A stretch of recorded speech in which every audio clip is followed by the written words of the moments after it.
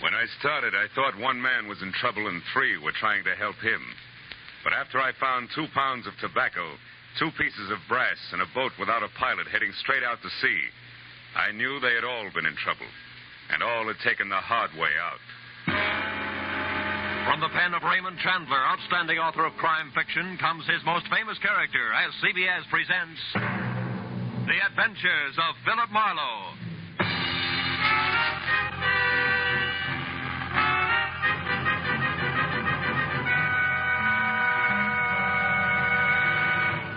And now, with Gerald Moore, starred as Philip Marlowe, we bring you tonight's exciting story, The Hard Way Out.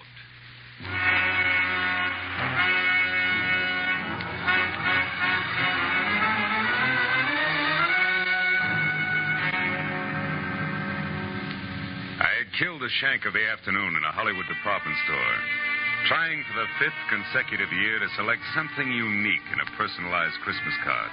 A bright-eyed salesgirl finally suggested in desperation a smoking 38, spelling out Noir in delicate wisps of white curling smoke. Well, I gave up, settled for a reissue of last year's unoriginal message. An hour later, I was driving out towards Sepulveda and my new client, August Quigg, and I was glad to be away from the pre-holiday crowds and back to work. When I pulled up in front of the factory building, an immodest sign told me the man I was to meet inside was president and co-founder of Quigg & Slater, manufacturers of nothing but the best in construction materials. Come in. Be with you in a minute. I'm on the phone. Listen, August Quigg does not change his policy overnight, Slater. Not after 25 years. You should know that, you of all people. Never mind the excuses, Slater. Those you always have, and they make me sick. Partnership trouble, Mr. Quigg? Oh, no, my partner is dead now 10 years. That was his son, Keith Slater. But he has nothing to say here. His father left it that way. Well, sit down, Mr. Marlowe, please. Slater is not what I want to talk to you about. All right, Mr. Quigg. Who is the man and what's his problem? My general manager, Frank Emery. No? He has embezzled $60,000 of this company's money in the last year.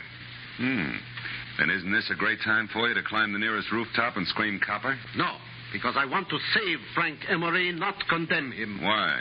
What's so special about a general manager who keeps dipping itchy fingers into the till? Mr. Marlowe, Frank Emery has worked for me for 7 years. And in that time, he has climbed from shop worker to plant foreman to general manager. And that is something which took me 15 years. Which proves what? That Frank can one day go right to the top. Here, to my job. The honest way. And that is just the path he was on until a year ago when he got married. Oh. Then he started to fill his pockets with company lettuce before he'd even gotten rid of the rice. Is that it? Yes, but don't leap to any conclusions, Mr. Marlowe, because his wife, Sheila, is a very sweet woman. Everybody knows that. And if anything, she should be a good influence. Mr. Quigg, what's Frank Emery's salary? $175 a week. Oh.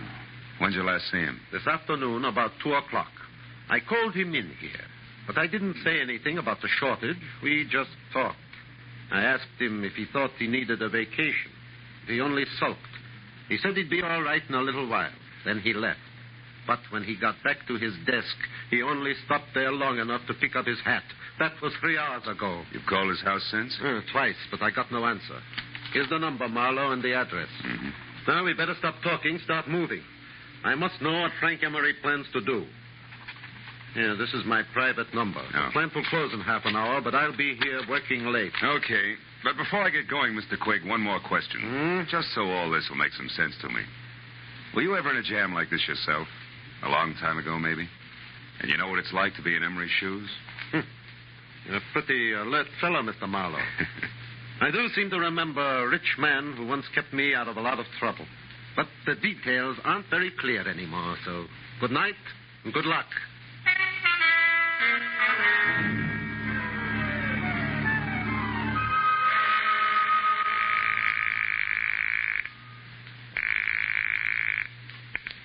Hello? Mr. Frank Emery, please. I'm sorry he's not in. Is this Philip Marlowe? Yeah, that's right. That should make you Sheila Emery, huh? Yes, I just finished speaking to August Quigg at the plant, Mr. Marlowe. He told me about you. And about Frank. Take it easy, Mrs. Emery. Crying isn't going to help Frank any. Yes, I know. But how can I help Frank? What can I do? I'm not sure, but look, can you meet me right away? I'm at the Golden Crown. It's a cocktail lounge on Santa Monica Boulevard near Bradley. Yes, of course, Mr. Marlowe. I'll be there as soon as possible.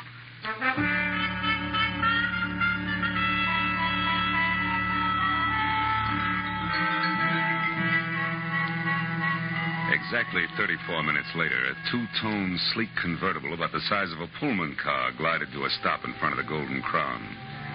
The loveliness behind the wheel was wearing a $100 hand-knit dress that just wouldn't let go. I knew it couldn't be Sheila Emery, but it was. She was a tall, luscious blonde with blue-gray eyes that were set wide apart and a face that any angel would have gladly traded his wings for. Now, 5 minutes later, we were seated inside at a quiet corner booth. But only 2 weeks ago, everything was perfect, Mr. Marlowe. Frank didn't seem to have a care in the world. Mm-hmm. Then all of a sudden, he changed. He became quiet, almost morose. You never suspected that he was stealing from Quig? Of course not. And I still think there's some explanation, something we don't know about. Maybe. But from where I sit, it looks like you two have been keeping up with the Vanderbilts instead of the Joneses. It always danced the bank account. Just what do you mean by that, Mr. Marlowe? Exhibit A, that knit 1 pearl 2 number you're wearing. What? Exhibit B, that splash of automobile you drove up in. But Frank said we could afford those things. I know because I was worried when we bought the boat. Yeah, what boat? The Carefree. It's a 30-foot sailboat. We dock it near our cottage just beyond Santa Monica. Hey, wait a minute. A sailboat, a cottage at the beach, that car? Just how far do you think $175 will stretch these days? What do you mean?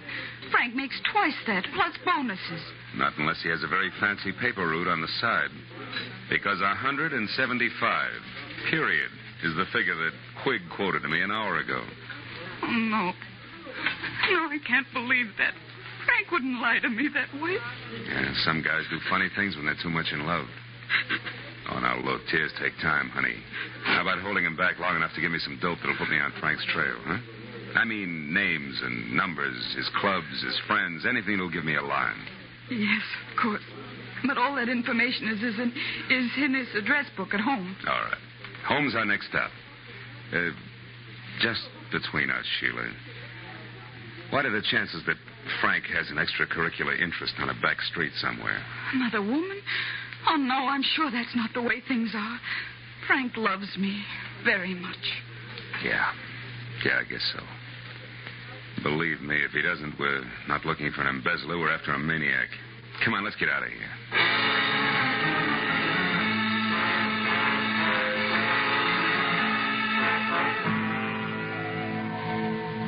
When we left the Golden Crown, Sheila was still crying and in no shape to drive.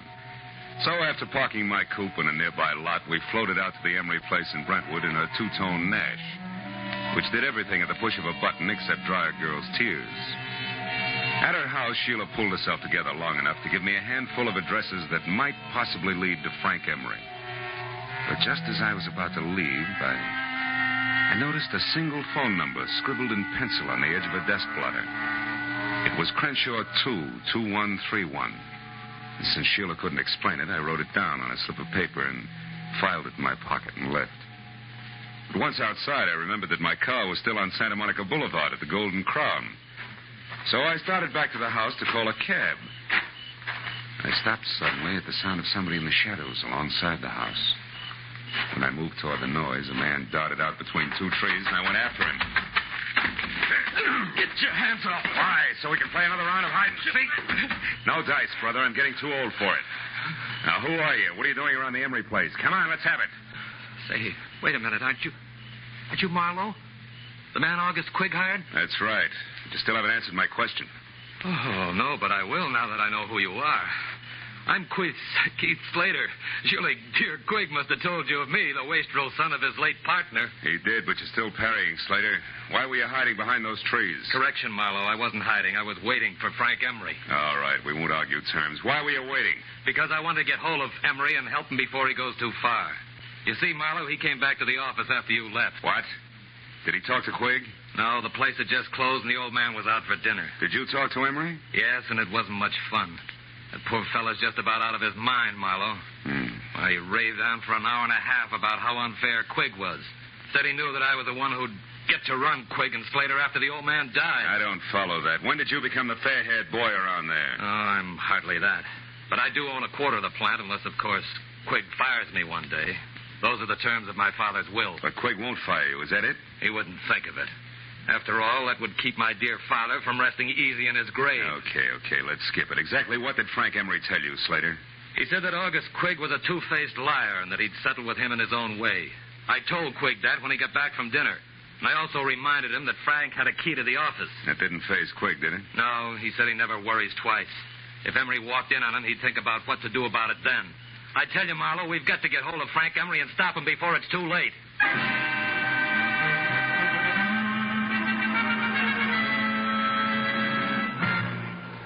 In just a moment, back to the adventures of Philip Marlowe. But first, just 1 hour from now, over most of these same CBS network stations, Eve Arden will be midway through her regular Sunday night role of Our Miss Brooks, America's most charming and most highly unusual school teacher.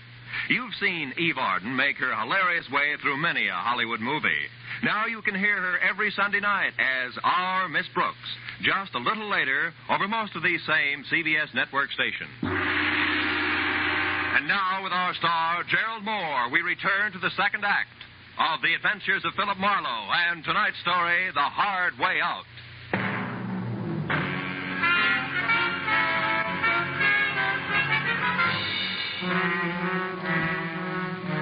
It was nearly an hour later before I was back in my office on Cahuenga with my finger in the dial of the telephone, checking the names and places that Sheila Emery had given me.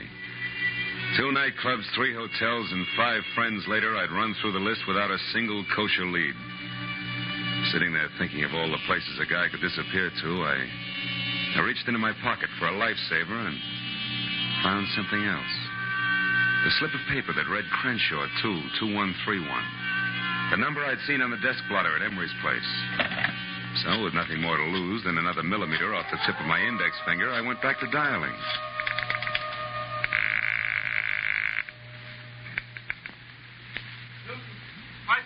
Shop, Sam Newton talking. Newton's what? Pipe and tobacco shop, what can I do for you? Not a thing, old-timer. My mistake. Pipe and tobacco shop. Marlowe speaking. This is Sheila Emery, Marlowe. I think I know where Frank is. You do? Yes, at our cottage at the beach. It's closed up, but I was just going through some things in my desk when I discovered that the keys to the place were gone. And I clearly remember seeing them only yesterday. What's the exact location of that cottage? It's 2 miles north of Santa Monica and down on the beach, directly behind a large white frame house on the Pacific Coast Highway. Number 1221. You can't miss it. 1221. Okay, I'm leaving right now, and I'll call you as soon as I can, so try not to worry.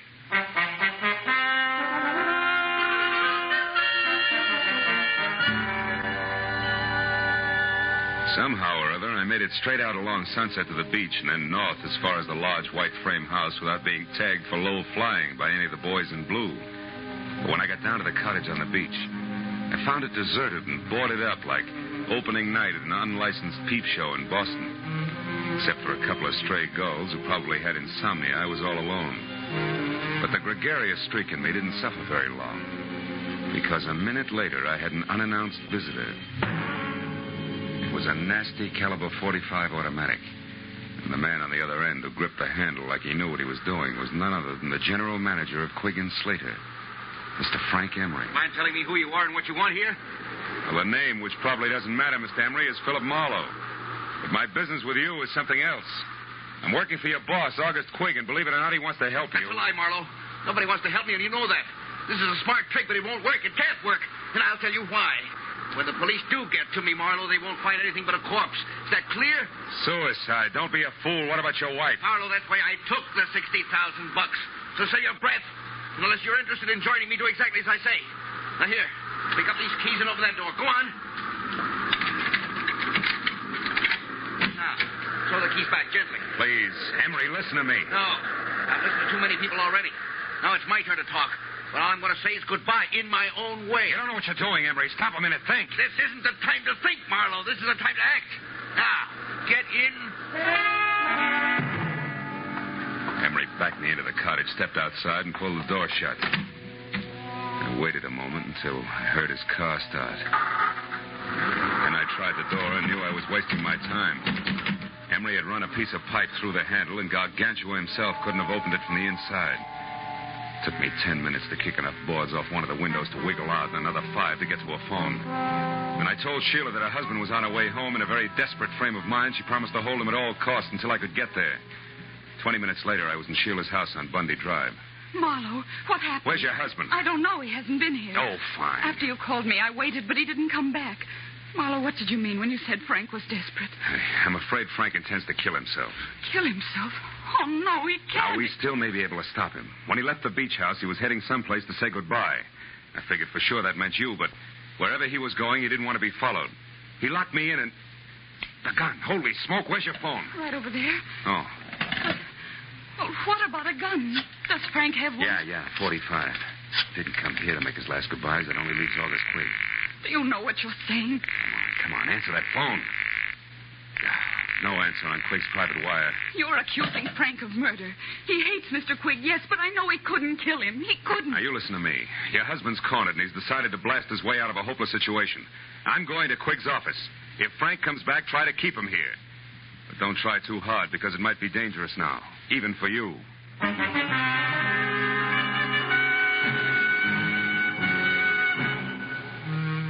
I drove down Sepulveda to the black, hulking plant of Quigg and Slater, pulled over, parked, and walked up the alley toward the side entrance. Through a barred window, I saw the feeble nightlight that glowed in the outer office. Otherwise, the place was dark. When I got to the door, I stopped. A diamond-shaped key stuck out of the lock, and the heavy door was ajar. I eased it open and listened. Nothing. I pulled the key out of the lock and dropped it in my pocket. Then I went inside and switched on the lights. Oh, I found him on the floor next to the desk in his private office. He'd been shot in the chest point blank with a .45, which meant that even before he fell, August Quigg was dead. The room was untouched. Quigg's key case lay in the pencil tray on his desk. I snapped it open and saw what I expected. His diamond-shaped key. I switched off the lights and started out. When I heard heels clicking up the hallway, I backed up against the wall and waited. It was Keith Slater. He hesitated in the open door, a startled look on his face. Good Lord. Quigg. Hello, Slater. Who is it? Marlowe. I wouldn't touch anything if I were you. The police will want to see it just as it is. Marlowe, he's been murdered. I had no idea Frank would go this far. Yeah, he's full of surprises tonight. Are you sure he's not carrying any grudges against you? Frank and I are old friends. That old man in there was different. He wasn't human. He was a machine, a rock crusher with a concrete heart. I'm only sorry it was Frank who did that to him because he'll never be able to get away with it. He doesn't intend to. Plans to commit suicide any minute now. Tell me something straight, Slater. How does he feel about his wife? Is he jealous? Jealous? Why, Marlowe, you don't think that he might kill Sheila? I'm going to call her right away. Wait a minute. If Frank is there, a phone call would only hurry things. Come on, let's go.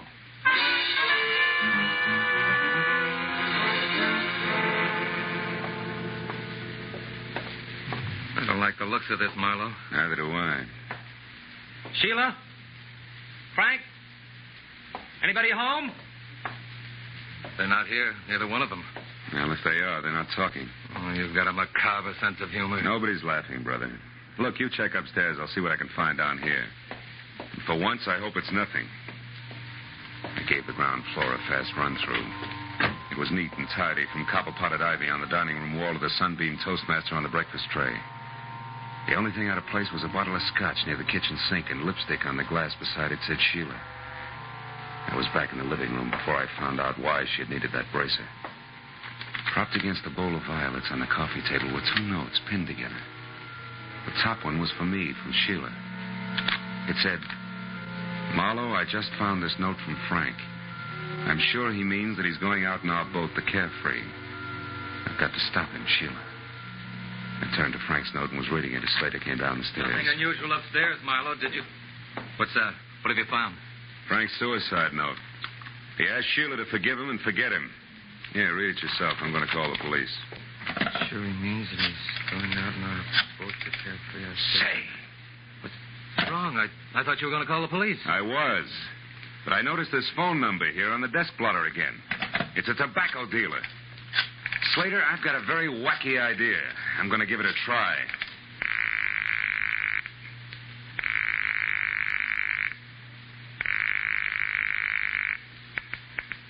Hello? Newton Tobacco Shop? Yes, but we're closed. It's after midnight, you know. Yeah, I know. This is the police, Mr. Newton. We want some information. Police? What did you want? Take it easy. Do you have a customer named Emery, Frank Emery? Yes. He was in late this afternoon. What'd he buy? Tobacco, a special blend I make up for him. I see. How much of it did he get? Oh, my. Let me think now. 2 pounds. Yes, that's right. 2 pounds. I'm sure of it. Man could lay quite a smoke screen with 2 pounds of tobacco, couldn't he? Thanks, Mr. Newton. You've been a big help. What's the matter, Slater? You look troubled. Are you thinking the same thing I am? I don't know what you're thinking, Marlowe. This. Mighty weird for a guy who's planning suicide to go buy himself 2 pounds of tobacco a few hours before he blows his brains out. Put it succinctly, pal, I'm thinking that Frank Emery's suicide's a big fat phony. This is Lieutenant Ibarra. Marlowe, Ibarra. Catching you at this hour is the best break I've had all night. How so? What's up, Marlowe? Guy's been murdered, and his killer, one Frank Emery, is getting away by boat. Can you sell the harbor patrol on running him down for me? It's his own, a sailboat called the Carefree. A 30-footer with an auxiliary motor. He'll be out a ways, off Topanga Canyon. Well, that can be arranged, but where'll I find you? I'll need some particulars. I'm going to his beach place. It's in a little cove 2 miles above Santa Monica. There's a pier and a boathouse a couple of 100 yards beyond. Okay, Marlowe, we'll find it. Now, listen, don't get your feet wet. Wait till we get there.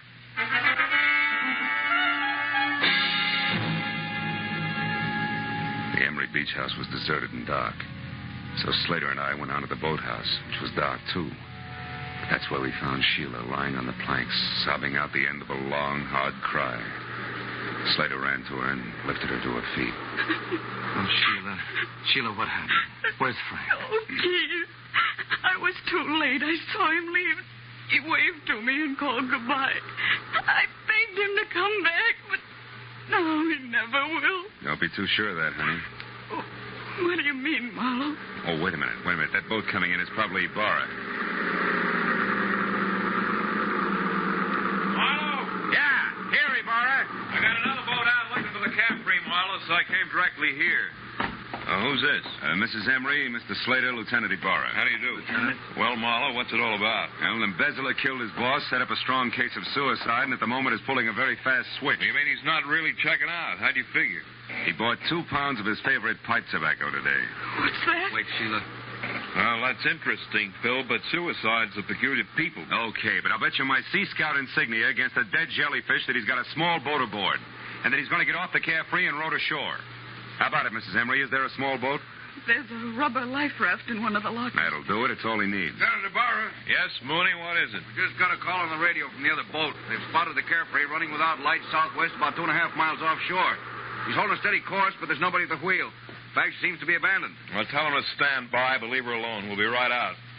Well, Marlowe, we'll know in a minute. Let's go, folks. Get aboard.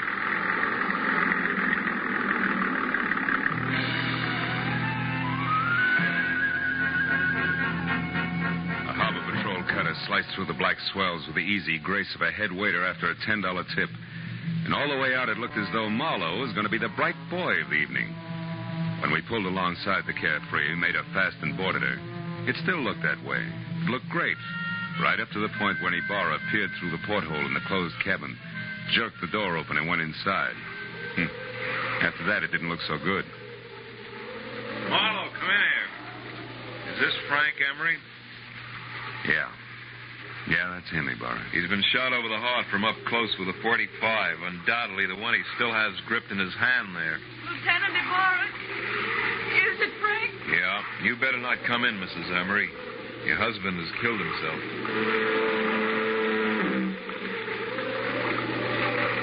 I walked back to the stern and sat down. Ibarra was going through his grim routine inside, and I felt lousy. I stared down vacantly at my feet and only gradually became aware of the little brass cylinder that danced across the deck with every roll of the boat. I picked it up. It was an ejected cartridge from a .45. I'd found an empty .45 cartridge. All at once, things began to take shape for me. Ibarra, hold everything. I was right. Emery didn't commit suicide after all. Phil, the man's body's right here, the gun in his hand. I know, but he was murdered. Now, look, I found this out on deck, and the door to this cabin was closed. You remember? When a man is shot with a .45, he drops. He doesn't walk in, close the door, and then fall. Well, that's... Did Emery have any keys on him? Yes, these are his. They're in the ignition by the wheel. Sure. Look, this diamond-shaped one. It matches one I've got in my pocket. Come on out on deck, Ibarra, and watch closely. Hey, Slater. Slater, can I see your key to the side door of the factory? Why, certainly, Marlowe. It's right here in my pocket. It's not in your pocket because it's here in my hand, Slater. You were so excited when you shot Quigg, you ran off and left it sticking in the lock. No. And here's one for you, Mrs. Emery. While the Carefree was still tied up at the dock, you stood right here, surprised your husband in the cabin door, and shot him. This little cartridge was ejected back to the stern. But you forgot about that, because after you shoved him inside and put the gun in his hand, you closed the door. Then you started the motor, locked the wheel, and cut the boat loose. I don't know what you're talking Look out, Ibarra! Ibarra's after your gun! That was nice, Ibarra. Marlowe, I wouldn't have believed this. Don't lose your place, because you'll have to go over it all again. Don't worry, I won't. You see, it's sort of like an equation. 2 pounds of tobacco and 2 pieces of brass added up to 2 bodies and 2 murderers.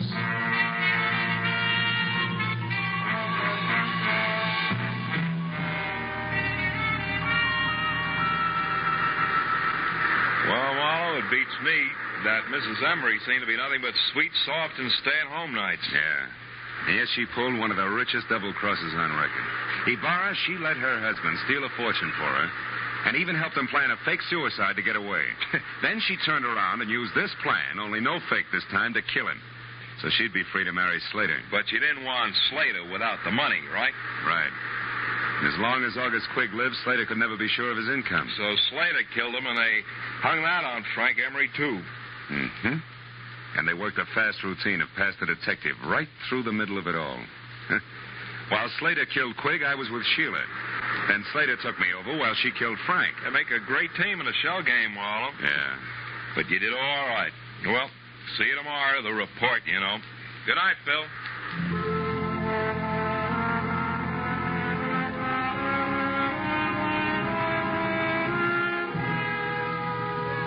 I sat alone on the pier for a long time. I watched the waves come in, and gradually my mind got untangled from the treachery and violence it had been wrapped up in all night. And the lady turned out to be the tiger.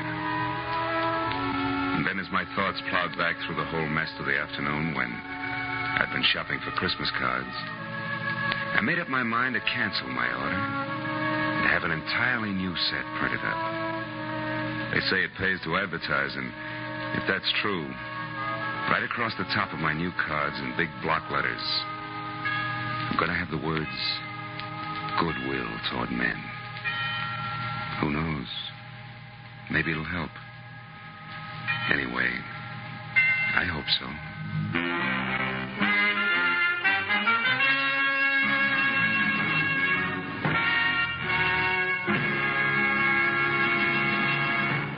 The Adventures of Philip Marlowe, created by Raymond Chandler, stars Gerald Moore, and is produced and directed by Norman MacDonald. Script by Mel Donnelly, Robert Mitchell, and Gene Levitt. Featured in tonight's cast were Barbara Fuller, Louis Van Rooten, Bill Nally, and Edgar Barrier. Lieutenant Ibarra was played by Jeff Corey. The special music was conceived and conducted by Richard Arant.